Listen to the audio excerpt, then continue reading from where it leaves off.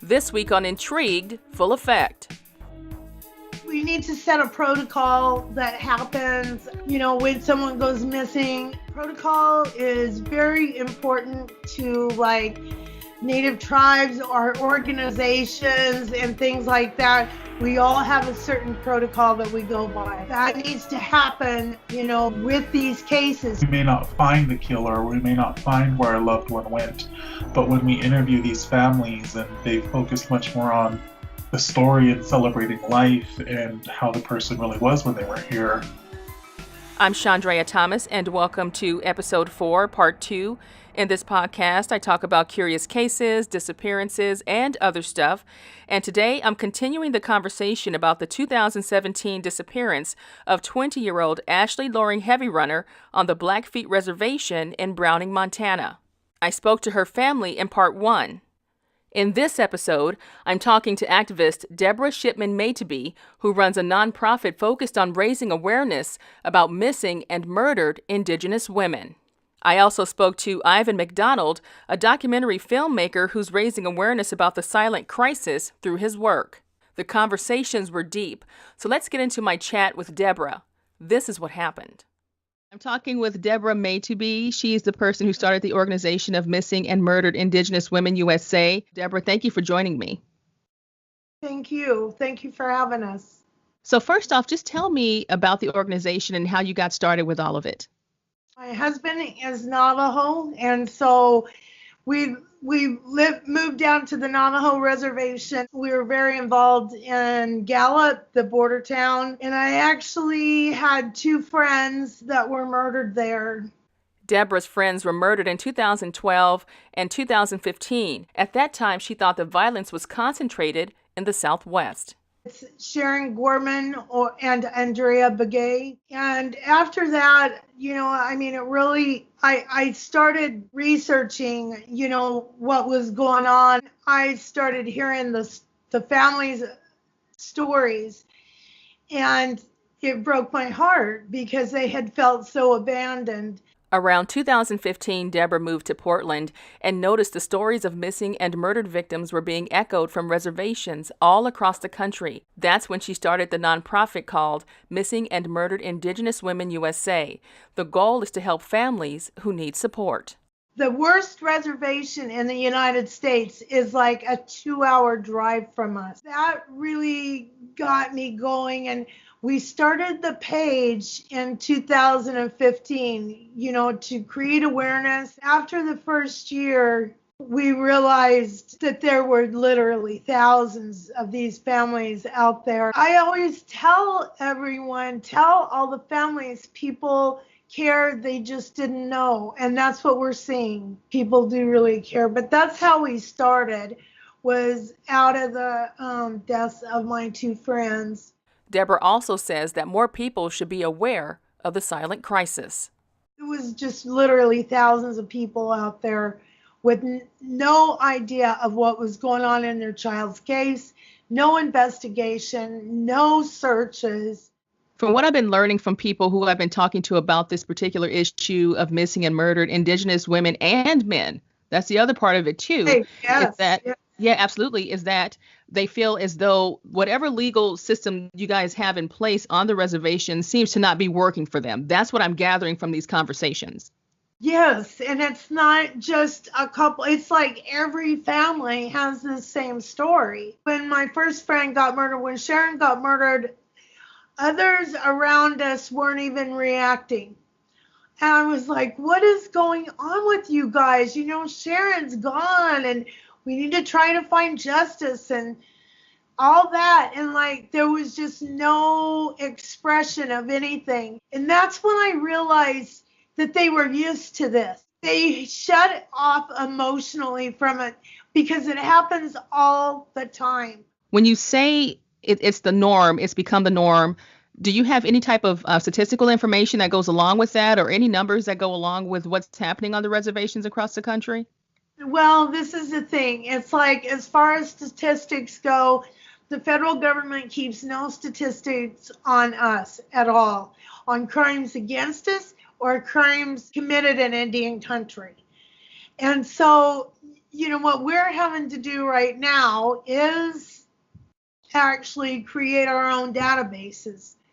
And my son's got a program that he's getting ready to launch that will allow people across the country to log in and add the missing and the murdered. So when it comes to the cases like Ashley Loring, that's one of the cases that I'm looking at right now. What do you think of when you hear Ashley's case? It almost sounds as if, through conversations that I've had, is Ashley's case is one of many. That it's something that's commonplace. Like you said, it's the norm. And I'm like, that's not the norm. It shouldn't be the norm for anyone. Yes, and I agree. And regarding Ashley Loring, and excuse me if I get a little choked up on Ashley, because her sister Kimberly and Lissa live here in Portland. And so we actually know each other, face to face. They've came to meetings that we've had, regarding a new program that we're starting, and then sit with us at powwows and things like that. And to see what they've been through is one of the saddest things I've been faced with, because in their case, Kimberly has searched over 100 times on her own, oftentimes going up and not even having enough food to eat, only having like enough money for gas, to get up on the mountain. Ashley's name is really out there. That's all because of them. They're fighting, they're fighting hard. Is there a common denominator, you think, between all of that? Is it something that's kind of, people have become culturally numb to what's happening? What do you think the major issue is? Well, I think the major issue, like within our own behavior, is, it's like, I'm a sociologist, and we have known in the last 2 years that historical trauma runs in a bloodline. It's passed down through DNA. Historical trauma has a lot to do with the way that we're behaving. During my conversation, I found out some interesting facts about the reservation that I never knew. On these reservations, those are not reservations that are owned, by the tribe or anything like that. They don't belong to them. And the feds are in charge of all the law enforcement. Anything above a misdemeanor is given straight to the feds. If people know that they can get away with murder, they're going to do it. And especially when they've set the stage by not only are missing and murdered not being acknowledged, they're letting drugs run onto our reservations. We are seeing a link to methamphetamine in about 2/3 of these cases. What do you think is a solution to the issues that are plaguing the reservation? Well, I think we need to set a protocol that happens, when someone goes missing. Protocol is very important to, like, Native tribes or organizations and things like that. We all have a certain protocol that we go by. Well, that needs to happen, with these cases too. Like, if this, and this happen, well, this needs to be done. Deborah also talked about Savannah's Act. The 2017 bill basically says the Department of Justice has to keep track of missing and murdered Native Americans and improve justice protocols on the reservation. At this point, the bill is stalled, but there are plans to reintroduce it later on this year. It's named after 22-year-old Savannah Graywind, a member of the Spirit Lake Nation who was 8 months pregnant when she was murdered in August of 2017. The killer, who brutally cut the baby from Savannah's body, is serving life in prison without parole. The baby girl, named Hazley Joe, survived, and now she's living with her father. That act specifies that all law enforcement must work in conjunction with each other. You can't go pointing your finger at the other. It sets a protocol too. And it also orders every state and every national law enforcement agency to keep track of Native people. Even within tribes, there's not a lot of documentation. We have to like take oral stories, oral stories as evidence of things because it's just not recorded. But like Savannah's Act will help a lot. When it comes to your organization, so it's Missing and Murdered Indigenous Women USA, right? That's Right. the exact name of it. What exactly do you do? Well, like I was saying, like at first we were informational, we tried to help the women. There's things that happen, like people don't have tombstones, people don't have burial money. So we'd help raise money for that. I think we bought like 4 or 5 tombstones in the few years that we've been doing this. And we've helped pay electric bills because, somebody, when you go to bury somebody, especially of a violent crime, you want to make sure that they're well taken care of in their rest. So you spend money you don't ordinarily have to do this. And so other bills go unpaid. So we help with stuff like that. And then when we were able to start getting grants, then we started really helping like every family we'd see, we'd shoot them some help. Every day in some way we're fighting for family, and fighting for our women. A lot of people call in and gives us, tips and things like that. We're well trusted now, and we really have earned that. When it comes to a message that you have for families who are dealing with a missing and murdered loved one, what would be your message for them? My message would be to hold on. Just, the main point being you're not alone. We'll help you do anything that needs to be done. If we don't know the answers, we find them. And we'll make sure you're taken care of in a proper way, in a respectful way. A 2016 study about violence on Native women by the National Institute of Justice says at least 84% have experienced some violence in their lifetime. It also says that 56% are victims of sexual violence. Any hopes for the future? Well, we've got a program that we just started this summer. It's called Staying Sacred. And it's a preventative program for young women and girls from 10 to 18.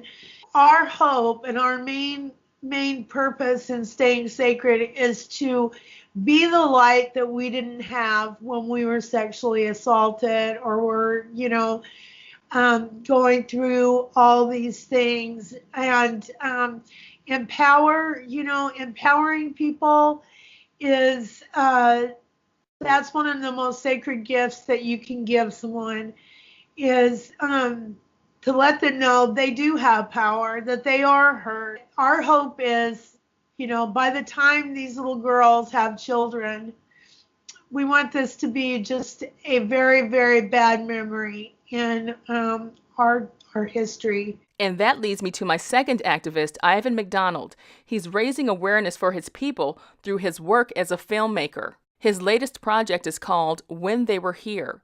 I had a chat with him about why he's speaking out. When it comes to the whole issue of missing Native American women, what's been going on with that? Because it seems like it suddenly became a thing, but I don't know how long this has actually been going on. Yeah, so I think if you really want to look at the missing and murdered Indigenous women and girls crisis, you kind of have to understand it from the onset of colonization. Sarah Deer, who's a Muskogee Creek legal scholar at the University of Kansas, sort of kind of wrote one of the first big foundational texts on violence against Indigenous women. And she was able to find firsthand accounts about Spanish colonizers who came with Columbus, who committed acts of sexual, physical, mental, spiritual, cultural abuse against the Indigenous women that were in the Caribbean. And it's kind of just carried on since then. Manifest Destiny, when the West was sort of getting more colonized and settled, per se, there were still high rates of violence. And bringing it into the modern day, the rates of violence are still very present and some of the highest around. So the long-term results of what's happened in the past is what's haunting you now when it comes to the number of people who are missing and the amount of crimes and things that are committed on the reservation? Yeah, I mean, sort of, I always tell people that there's many different facets of historical trauma, which a lot of Indigenous people sort of believe has happened to us collectively.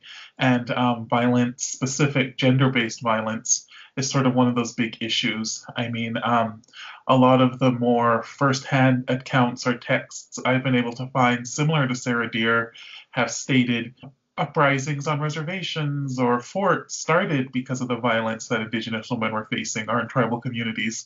Indigenous and Native women had some of the highest rates of sex trafficking in the 1800s during the California Gold Rush. Since the colonization of the Americas in 1492, I don't think you can isolate any specific time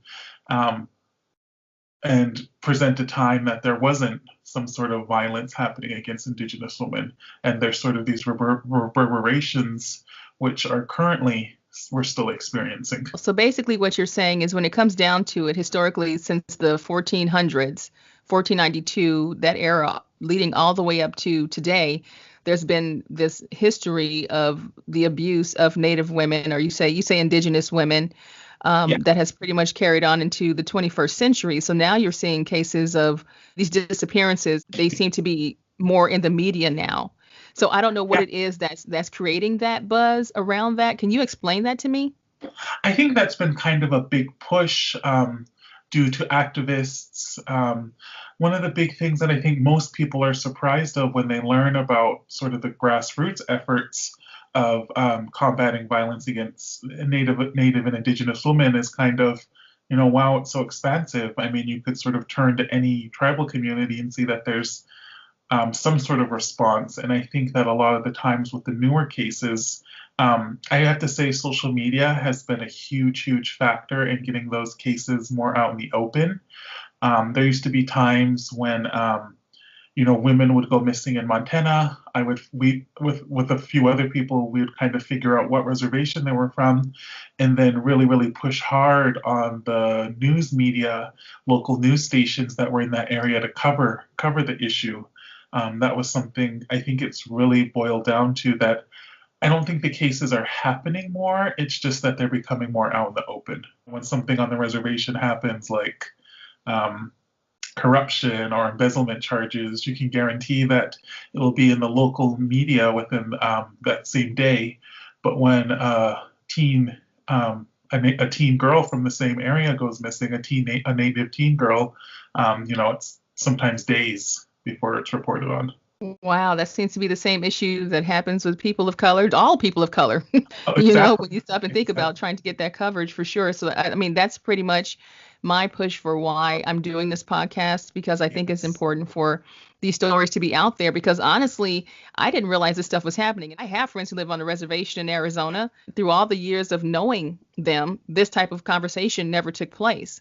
So I was really surprised to know that, and actually, I'm starting to wonder too, is it kind of concentrated to certain areas of the United States, or is it pretty much, when you speak generically about reservations, that are all across, the U.S.? Mm-hmm. I think I haven't actually seen like a statistical breakdown regarding to that. I can sort of speak anecdotally. And so specifically, Montana has one of the highest rates of Indigenous women who have gone missing or have been murdered.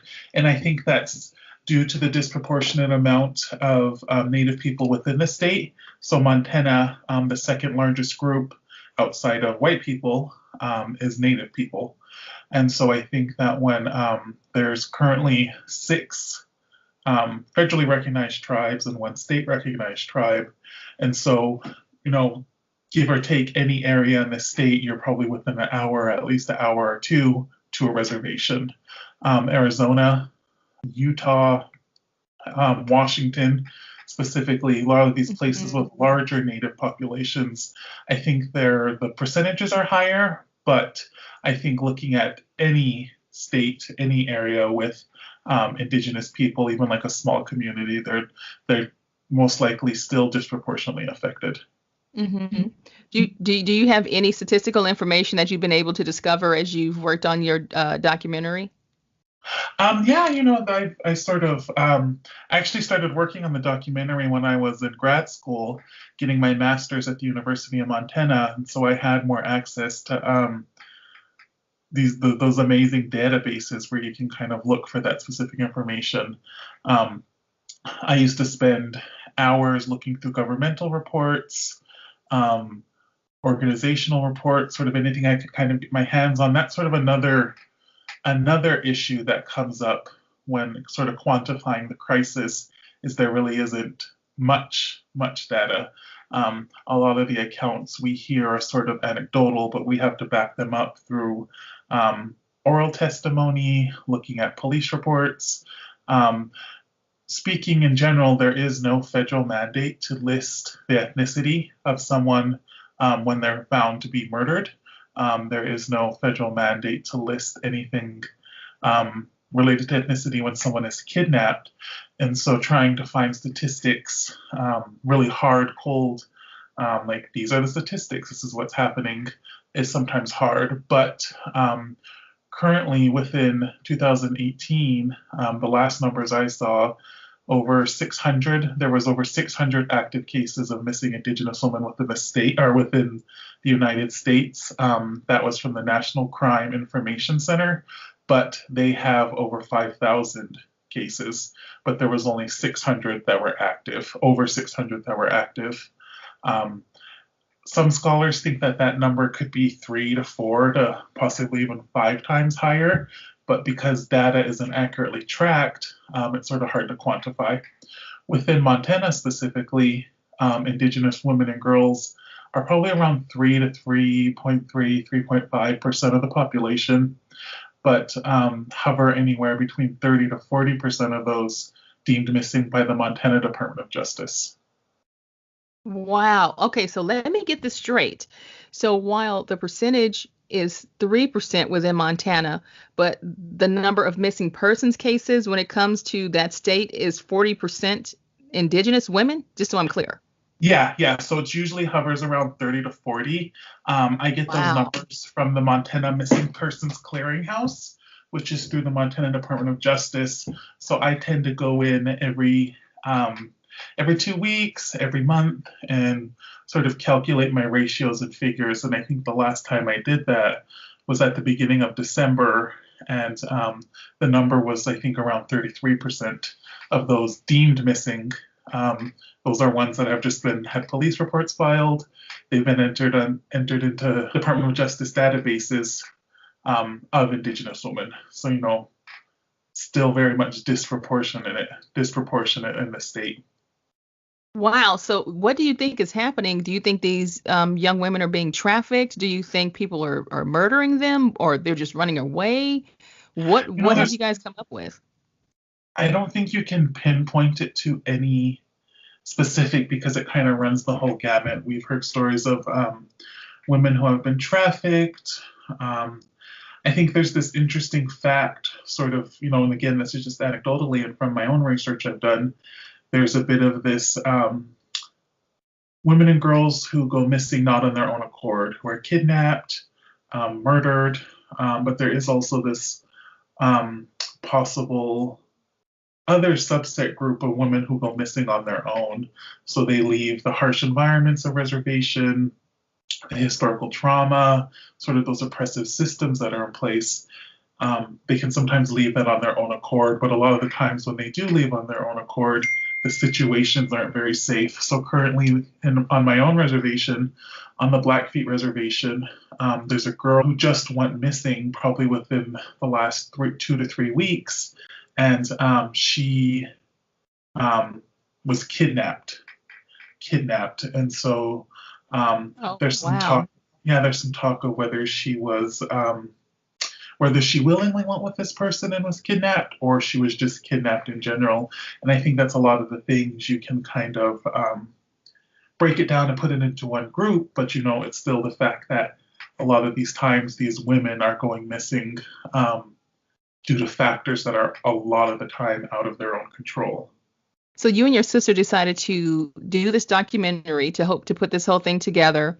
What is it that you're actually focusing on? What is the premise behind what you're doing? And how long have you been working on it? When will you be finished? I'm asking all these questions. Yeah.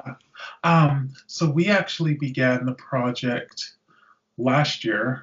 I was kind of looking for, it was actually while I was still in grad school, we had to do a project on, for one of my classes, what kind of social impact project can you do? How can you affect a large percentage of your community, educate them on a topic?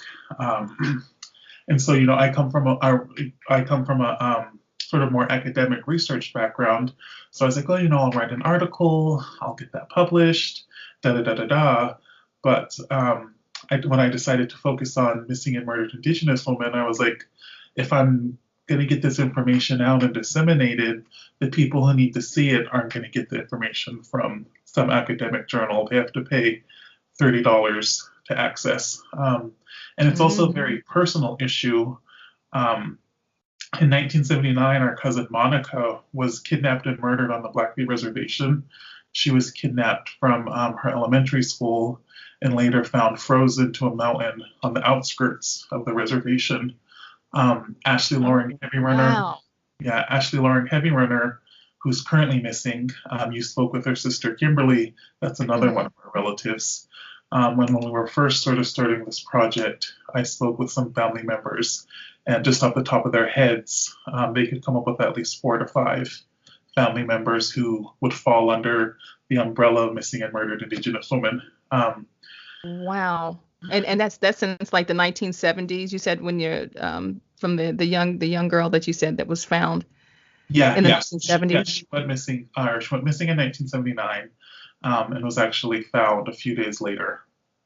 Did they ever find out what happened to her or who did that to her? No. I remember we actually interviewed our uncle for. We when we began research, we interviewed our uncle to sort of give us a foundation of, how does this happen? How do families deal with this?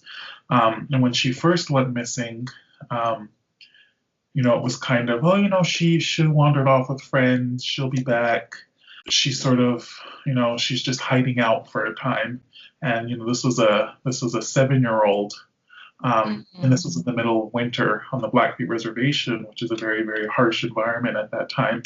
And so my aunt and uncle weren't really able to file a report till a few days later. And when they did finally find the body, it was actually one of her uncles who found her. They had to form their own search party. The FBI came in and investigated for 2 weeks, left. My uncle says he never heard from them again, but off and on, my aunt reportedly heard from them. They would call her every few years. Oh, we have some new lead, possible DNA. We're going to exhume her body and test. And, she would never hear from them again until 8, 9, 10 years later. And so that's really kind of trying to understand our own history and experience with it. It has sort of become like a big part of the project. And my sister, she even speaks of that, the fact that she's a woman, and statistically speaking, she's more prone to have some sort of act of violence committed against her. And she sort of always, whenever we do talks or interviews or presentations, she talks about her own trying to grapple with that and really understand of like, well, why is this a reality for me? What is this weight of the world for me? It sounds like, from what I'm gathering, there's a lot of pain too in having conversations with Ashley's family. They spoke with a lot of emotion, and it sounds like it's just a painful thing that consistently happens. And it's like people, from what I gather, feel like they're alone in some capacity, or that they don't have any recourse, or that they need help and they need to know where the help is. Do you get a sense of that? Have you encountered that? Yeah, I mean, anytime we've spoken with, interviewed a family, a lot of the times families don't get that justice they seek. We did a presentation a few months ago, and we sort of talked about that, justice for Indigenous people doesn't always look the same. So we may not find the killer, we may not find where our loved one went. But when we interview these families and they focus much more on the story and celebrating life and how the person really was when they were here, which kind of grew into the foundation for for the documentary, which is called When They Were Here. We sort of bring up the fact that we know this crisis is real. We don't have to make it real for anyone. Our work kind of focuses on, well, how do we celebrate the life and the resiliency and the survival aspect of these families who go through a terrible, terrible loss like this. So we focus on oral history, remembrance, those more indigenous forms of remembering. Mm-hmm. So the title of your documentary is When They Were Here. That's the title Yes. of it. When will you guys be finished with it? How much work have you done on it so far? Yeah. So currently the stage we're sort of deemed in is pre-production. We've sort of left our research phase. We have begun to look for some funding. We found some funding to sort of help us move us into the next production stage, which is the big one when we be doing most of our filming. But we're hoping to get enough funding to hopefully start shooting late spring, early summer. That's sort of when the weather specifically will be a bit more agreeable. We're going to be filming on the Blackfeet Reservation where Ivy and I are from, and that tends to be a very harsh environment in the winter. And so we're going to be filming sometime, hopefully, late spring, late summer. And when do you think you'll be done with it? Do you have a target date? Yeah. So, probably film well over the summer, wrap up sometime early spring, and start that pre-production stage middle of fall, late winter, and hopefully have some sort of bare bones for the film this time hopefully next year. Is there any type of message or anything that you think you would like to convey? Especially, let me ask you this. Let me roll this back a little bit. What do you think are the biggest misconceptions about Indigenous people, Indigenous women in general? What would you say that would be? I think what I've been finding, specifically researching this topic, so often from specifically, non-Indigenous people, we're sort of told, well, you guys are doing that to yourselves. Why are you trying to make this big issue when you need to work on your own communities? And I always have to tell people that statistically, in reality speaking, Indigenous people are sort of the only ethnic group where a large proportion of the violence that's committed against us is from non-Indigenous people. There was a landmark study from the National Justice Institute probably about 5 years ago or so that showed that 90% of the acts of violence that are committed against Indigenous women are from non-Native men. But I think that people don't understand with the sort of legal jurisdictional issues that are present on reservations that they're prone to violence because of that environment of tribes aren't able to prosecute non-tribal members, and so when a non-tribal member commits an act of violence on a reservation against a Native woman, there often isn't very much recourse for the tribe to even try to begin to look for justice. And that sounds like that's part of why Ashley's sister went to Congress to speak. Yes. And to get some of that out there. So did you capture any of that, or what did you think about that? Yeah, no, I thought it was a really beautiful, beautiful message from Kimberly. Kimberly had to pester, had to contact, had to leave messages to get the FBI involved for well over 9 months. By the time the FBI did get involved, Ashley had already been missing for almost a year.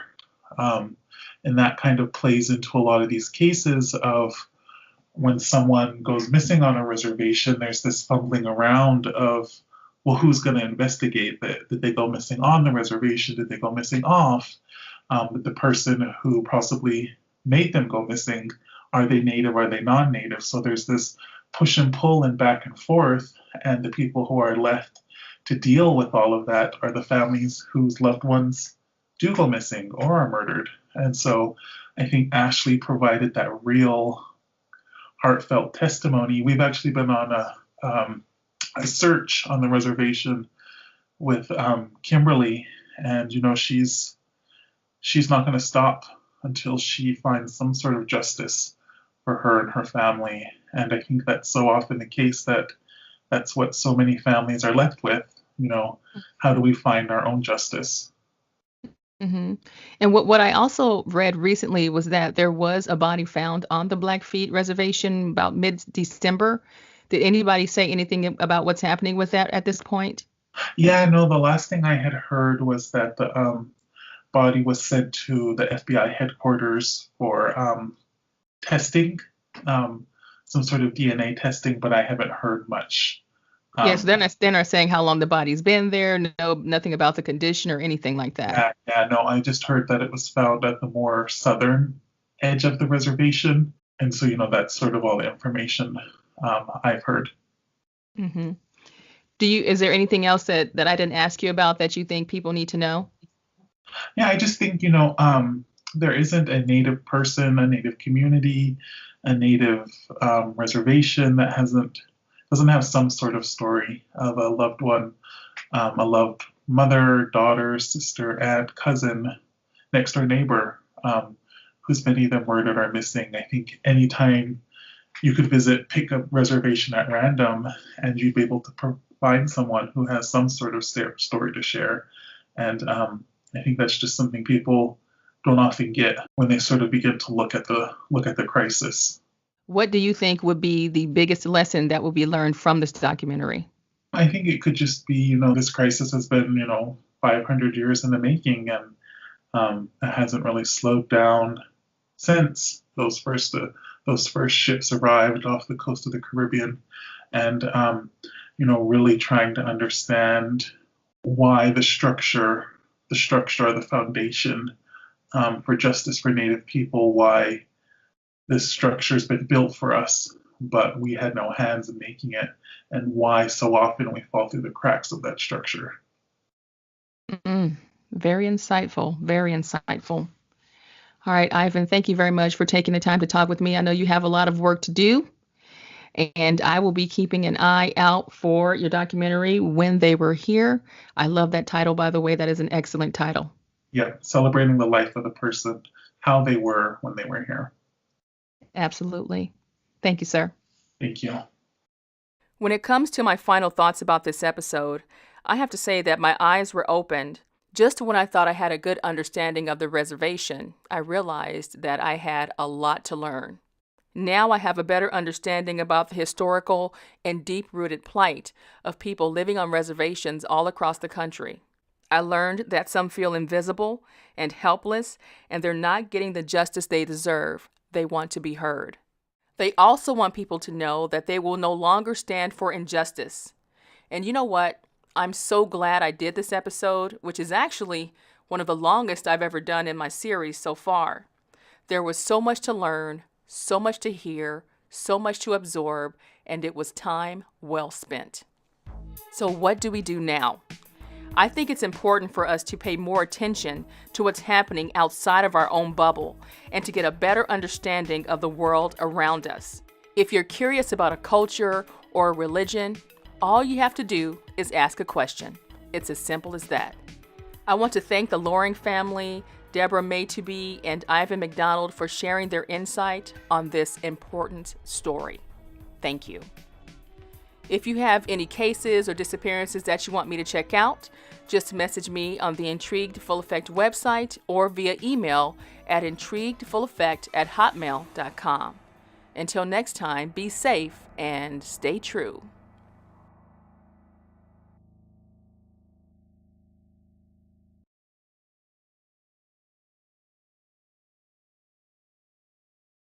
The views, information, or opinions expressed during the Intrigued Full Effect, Curious Cases, Disappearances, and Other Stuff podcast are solely those of the individuals involved and do not necessarily represent those of the host.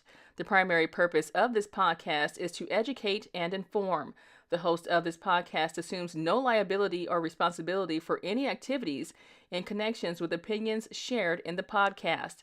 The podcast and blog associated with it shall not be used in any legal capacity or as a basis for expert testimony. No guarantee is given regarding the accuracy of any statements or opinions made on the podcast or blog. This podcast uses copyrighted materials that were fully authorized by the owner. Music by Pond 5.